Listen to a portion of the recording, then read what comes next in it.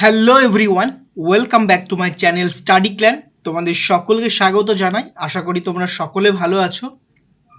হ্যাঁ, তোমরা স্ক্রিনে দেখতেই পাচ্ছ নবোদয় বিদ্যালয় সমিতি থেকে টিচার রিক্রুটমেন্টের নোটিশ দিয়েছে। তো কি আছে এই নোটিশে আমরা একটু বিস্তারিত জেনে নেব। তার আগে একটা কথা বলে দিই, যারা এখনো পর্যন্ত এই চ্যানেলটা সাবস্ক্রাইব করনি, সমস্ত রকম টিচিং রিলেটেড আপডেট পেতে অবশ্যই চ্যানেলটা সাবস্ক্রাইব করে রাখো। তো চলো দেরি না করে ভিডিওটা শুরু করা যাক।